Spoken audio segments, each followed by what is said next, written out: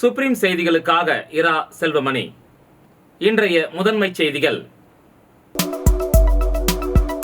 பாரத ரத்னா அன்னை தெரேசாவின் பிறந்த நாளை ஒட்டி பாரதி பூங்காவில் உள்ள அவரது சிலைக்கு சபாநாயகர் செல்வம், அமைச்சர்கள், சட்டமன்ற உறுப்பினர்கள் ஆகியோர் மாலை அணிவித்து மரியாதை செலுத்தினர். நண்பர்கள் போல மெசேஜ் அனுப்பி பணம் பறிப்பது அதிகரித்துள்ளதால் உஷாராக இருக்க வேண்டுமென சைபர் கிரைம் போலீசார் எச்சரித்துள்ளனர். அரசு மற்றும் தனியார் கல்லூரிகளில் இந்த ஆண்டு மொத்தம் 168 பிஃபார்ம் இடங்கள் அரசு ஒதுக்கீட்டு இடங்களாக சென்டாக் மூலம் நிரப்பப்பட உள்ளது. இனி விரிவான செய்திகள். பாரத ரத்னா அன்னை தெரேசாவின் பிறந்த நாளை ஒட்டி பாரதி பூங்காவில் உள்ள அவரது சிலைக்கு சபாநாயகர் செல்வம், அமைச்சர்கள், சட்டமன்ற உறுப்பினர்கள் ஆகியோர் மாலை அணிவித்து மரியாதை செலுத்தினர். பாரத ரத்னா அன்னை தெரேசாவின் பிறந்தநாள் விழா புதுச்சேரி அரசு சார்பில் கொண்டாடப்பட்டது. இதனையொட்டி பாரதி பூங்காவில் அமைந்துள்ள அவரது திருவுருவச் சிலைக்கு சட்டப்பேரவைத் தலைவர் செல்வம், அமைச்சர்கள் லட்சுமி நாராயணன், சாய் ஜே சரவணன்குமார், சட்டப்பேரவை துணைத் தலைவர் ராஜவேலு மற்றும் அரசு கொறடா ஏகேடி ஆறுமுகம், சட்டமன்ற உறுப்பினர்கள் கேஎஸ்பி ரமேஷ், பாஸ்கர் என்கிற தட்சணாமூர்த்தி ஆகியோர் மாலை அணிவித்து மரியாதை செலுத்தினர். அதனைத் தொடர்ந்து பல்வேறு கிறிஸ்தவ அமைப்புகள் மற்றும் தன்னார்வலர்கள் அன்னை தெரேசா சிலைக்கு மாலை அணிவித்து மரியாதை செலுத்தினர்.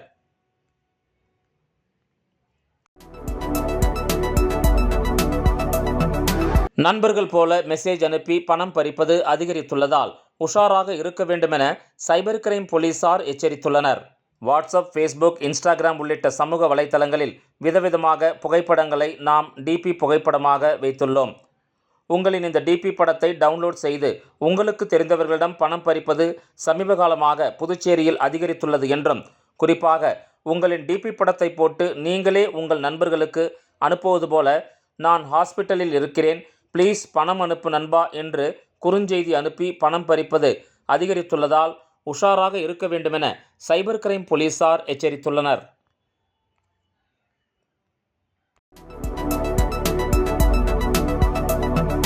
அரசு மற்றும் தனியார் கல்லூரிகளில் இந்த ஆண்டு மொத்தம் 168 பிஃபார்ம் இடங்கள் அரசு ஒதுக்கீட்டு இடங்களாக சென்டாக் மூலம் நிரப்பப்பட உள்ளது. அரசு மற்றும் தனியார் கல்லூரிகளில் இந்த ஆண்டு நிரப்பப்பட உள்ள பிஃபார்ம் இடங்கள் பற்றிய விவரங்களை சென்டாக் வெளியிட்டுள்ளது. அரசு கல்லூரியை பொறுத்தவரை மதர் தெரேசா கல்லூரியில் மொத்தம் 59 இடங்கள் நிரப்பப்பட உள்ளது. இவை புதுச்சேரி மாணவர்களுக்கு 36, காரைக்கால் 9, ஏனாம் 1, மாஹே 1 இடங்கள் என பிராந்திய ரீதியாக நிரப்பப்படும். இது தவிர புதுச்சேரிக்கான சுயநிதி இடங்கள் 3, பிற மாநில மாணவர்களுக்கான சுயநிதி இடங்கள் 7, என்ஆர்ஐ 1 என்று நிரப்பப்பட உள்ளது. தனியார் கல்லூரிகளை பொறுத்தவரை மணக்குள விநாயகர் 30, வெங்கடேஸ்வரா 50, ராக் மொத்தம் 110 பிஃபார்ம் சீட்டுகள் உள்ளன. இந்த 110 இடங்களும் பொது 55, ஓபிசி 12, எம்பிசி 20, எஸ்சி 18, மீனவர் 2, முஸ்லீம் 2, பிடி 1 என்ற இட ஒதுக்கீட்டு அடிப்படையில் நிரப்பப்படும். உள் ஒதுக்கீடாக விடுதலை போராட்ட வீரர் 4, மாற்றுத்திறனாளி 6, முன்னாள் இராணுவ வீரர் 3, விளையாட்டு வீரர் 1 ஆகிய இடங்கள் அளிக்கப்பட்டுள்ளது. மதர் தெரேசா கல்லூரியில் ஒரு இடம் என்ஆர்ஐ ஒதுக்கப்பட்டுள்ளதால் அந்த ஒரு இடத்தினை தவிர்த்து மீதமுள்ள 58 சீட்டுகளும், தனியார் கல்லூரிகளில் 110 என மொத்தம் 168 பிஃபார்ம் இடங்கள் இந்த ஆண்டு சென்டாக் மூலம் நிரப்பப்பட உள்ளது.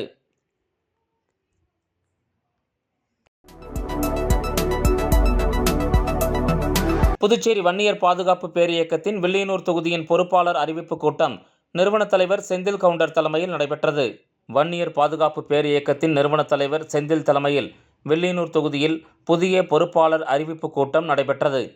தொடர்ந்து நிறுவன தலைவர் செந்தில் பேசுகையில், நமது சமுதாயம் முன்னேற அனைவரும் பாடுபட வேண்டும், தீய பழக்கங்களில் ஈடுபடக்கூடாது, நல்லதை மட்டுமே சிந்தித்து வாழ்க்கையில் முன்னேற வேண்டும் என்றார். இதில் மாநில நிர்வாகிகள் மற்றும் தொகுதி நிர்வாகிகள் உட்பட பலர் கலந்து கொண்டனர்.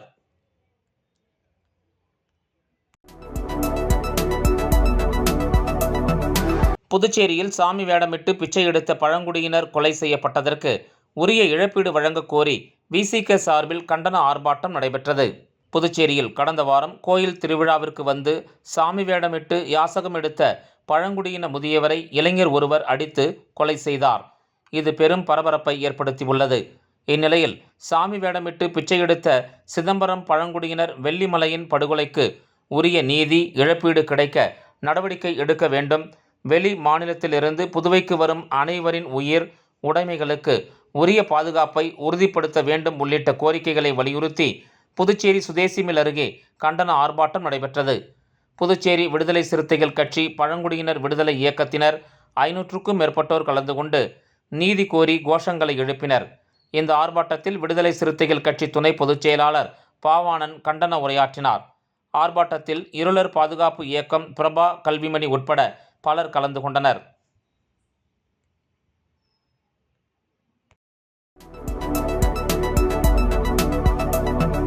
புதுச்சேரி கல்வித்துறையில் 100க்கும் மேற்பட்ட ஆசிரியர்கள் மாற்றுப்பணியில் ஈடுபடுத்தப்பட்டுள்ளதாக முன்னாள் அமைச்சர் கமலக்கண்ணன் குற்றஞ்சாட்டியுள்ளார். காரைக்கால் திருநள்ளாறு பகுதியில் பழுதடைந்த நிலையில் இயங்கி வரும் அரசு பெண்கள் மேல்நிலைப் பள்ளியை புதிய கட்டிடத்திற்கு மாற்ற கோரி முன்னாள் அமைச்சர் கமலக்கண்ணன் தலைமையில் இந்தியா கூட்டணி கட்சியினர் மாவட்ட ஆட்சியரை சந்தித்து மனு அளித்தனர்.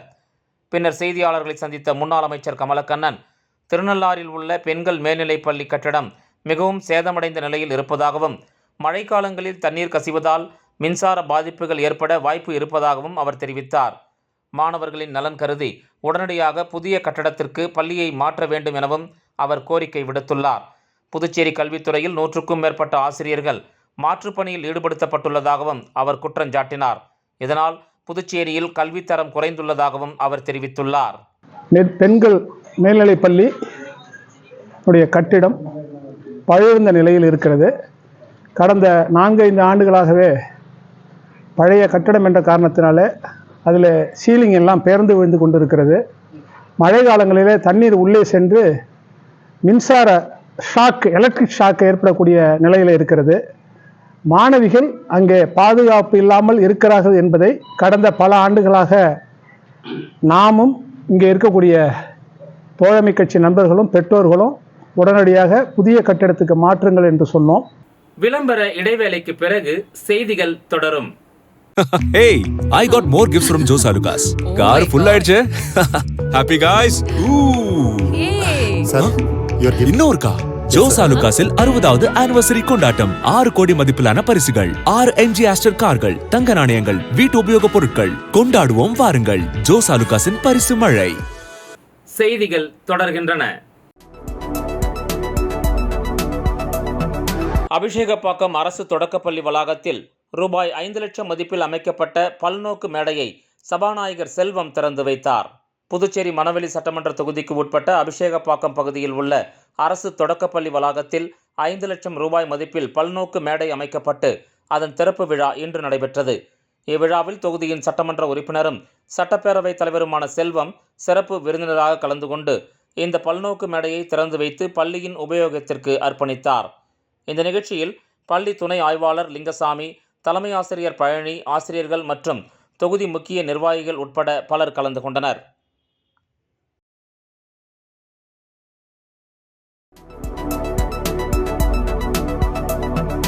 வில்லியனூர் ஜவஹர் வித்யா நிகேதன் மேல்நிலைப் பள்ளியில் கிருஷ்ண ஜெயந்தி விழா பாரம்பரிய முறைப்படி கொண்டாடப்பட்டது. வில்லியனூர் ஜவஹர் வித்யா நிகேதன் மேல்நிலைப் பள்ளியில் கிருஷ்ண ஜெயந்தி விழா, கிருஷ்ணனின் பிறந்த நாளான கோகுலாஷ்டமியில் கிருஷ்ண ஜெயந்தியானது மழலை குழந்தைகளை கொண்டு வண்ணமயமாக பாரம்பரிய முறைப்படி கொண்டாடப்பட்டது. LKG, UKG முதல் மற்றும் 2ஆம் வகுப்பு மாணவ மழலைகள் அனைவரும் கிருஷ்ணராகவும் ராதையாகவும் ஒப்பனை செய்து கொண்டு பள்ளிக்கு தம் பெற்றோர்களுடன் வருகை தந்தனர். பாரம்பரிய முறையில் அவர்கள் சிறு பாதங்கள் வரையப்பட்ட வழித்தடம் வழியாக விழா மேடைக்கு வரவேற்கப்பட்டனர். இவ்விழாவிற்கு பள்ளி தாளாளர் ராம சிவராஜன் தலைமை தாங்கினார். பள்ளி நிறுவனர் திருமதி அஞ்சாலாட்சி சிவராஜன் முன்னிலை வகித்தார். புதுச்சேரி தனியார் பள்ளி சங்கங்களின் கூட்டமைப்பின் தலைவர் முனைவர் ரங்கநாதன் சிறப்பு விருந்தினராக கலந்து கொண்டு சிறப்புரையாற்றினார். மழலை வகுப்புகளின் பொறுப்பாசிரியை திருமதி திவ்யா வரவேற்று பேசினார். மேடையில் அலங்கரிக்கப்பட்ட கிருஷ்ணரின் திருவுருவப் படத்திற்கு பல்வேறு பட்சணங்கள் வைக்கப்பட்டு விளக்கேற்றி பூஜை செய்யப்பட்டது. கிருஷ்ணர்கள், ராதைகள் அனைவரும் மேடையில் அமர்ந்து அவர்களுக்கும் தீப ஆரத்தியுடன் பூஜை செய்யப்பட்டது.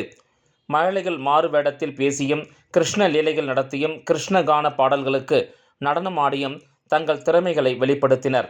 மழலை வகுப்பு மாணவ செல்வங்களின் பெற்றோர்கள் அனைவரும் வருகை தந்து குழந்தைகளை பாராட்டி விழாவினை சிறப்பித்தனர். பள்ளி முதல்வர் சாந்தி நன்றி கூறினார். இவ்விழாவின் ஒரு பகுதியாக மழலைகளின் உரியடி நடைபெற்றது. குழந்தைகளுக்கு சீடை, சர்க்கரை பொங்கல், முறுக்கு, அதிரசம், வெண்ணெய், தட்டை போன்ற பட்சணங்கள் வழங்கப்பட்டன. பெற்றோர்கள் தத்தம் குழந்தைகளுடன் நிழற்படம் எடுத்து மகிழ்ந்தனர். இவ்விழாவின் மழலை நிகழ்வுகள் அனைத்தையும் ஆசிரியர்கள் லட்சுமி, பூவிழி, வர்ஷா, திவ்யா ஆகியோர் செய்திருந்தனர்.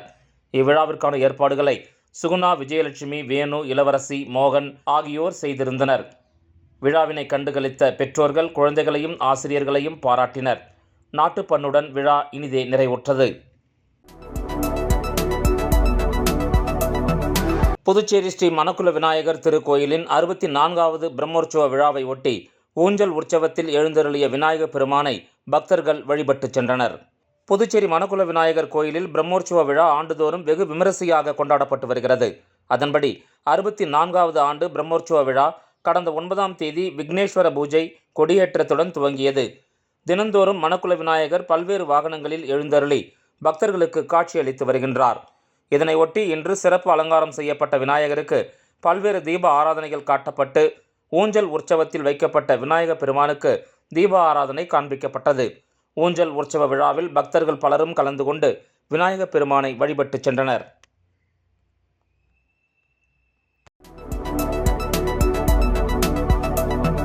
புதுச்சேரி பழங்குடியினர் காட்டுநாயக்கன் சமூக சீர்திருத்த சங்கத்தின் பொதுக்குழு கூட்டத்தில் காட்டுநாயக்கன் பழங்குடி மக்களை எஸ்டி பிரிவில் சேர்க்க வேண்டும் உள்ளிட்ட பல்வேறு தீர்மானங்கள் நிறைவேற்றப்பட்டன. புதுச்சேரி பழங்குடியினர் காட்டுநாயக்கன் சமூக சீர்திருத்த சங்கத்தின் பொதுக்குழு கூட்டம் முத்தரையர்பாளையம் மதுரை வீரன் ஆலய வளாகத்தில் நடைபெற்றது. புதுச்சேரி மாநில தலைவர் ராம்குமார் தலைமையில் நடைபெற்ற இந்த கூட்டத்தில் தமிழ்நாடு முதன்மை செயலாளர் மனோகரன் முன்னிலை வகித்தார். கூட்டத்தில் புதுச்சேரி மாநிலத்தில் உள்ள காட்டுநாயக்கன் சமூக மக்களை எஸ்டி பட்டியலில் சேர்க்க மத்திய மாநில அரசுகள் விரைந்து நடவடிக்கை எடுக்க வேண்டும் உட்பட பல்வேறு தீர்மானங்கள் நிறைவேற்றப்பட்டன. இந்த பொதுக்குழு கூட்டத்தில் சங்க நிர்வாகிகள் மற்றும் புதுச்சேரி, காரைக்காலைச் சேர்ந்த ஏராளமான பழங்குடியின மக்கள் கலந்து கொண்டனர்.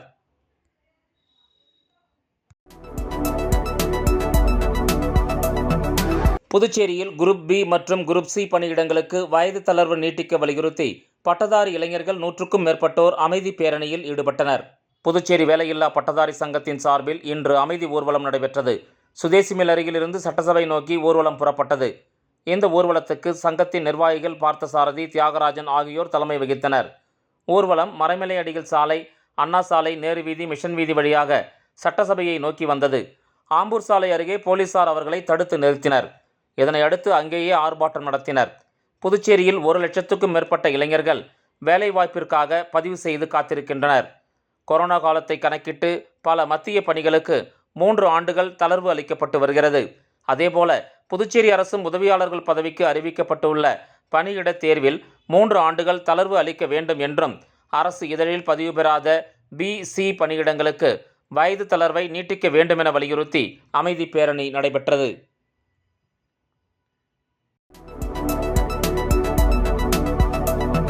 மூன்று அம்ச கோரிக்கைகளை வலியுறுத்தி திருநள்ளாறு தனியார் சோப்பு நிறுவனத்தை முற்றுகையிட உள்ளதாக லாரி உரிமையாளர் சங்கம் அறிவித்துள்ளது. காரைக்கால் மாவட்டம் திருநள்ளாறு பகுதியில் அமைந்துள்ள தனியார் சோப்பு தயாரிக்கும் தொழிற்சாலையில் காரைக்காலைச் சேர்ந்த லாரிகள் வெளி மாநிலங்களுக்கு சுமை ஏற்றிச் செல்ல பயன்படுத்தப்பட்டு வருகிறது. இந்நிலையில் ஏற்கனவே கொடுக்கப்பட்டு வந்த வாடகையை குறைத்து விட்டதாகவும், இதனிடையே வெளியூர்களில் இருந்து வாடகைக்கு எடுக்கும் லாரிகளுக்கு அதிக வாடகை கொடுப்பதாகவும் குற்றச்சாட்டு எழுந்துள்ளது.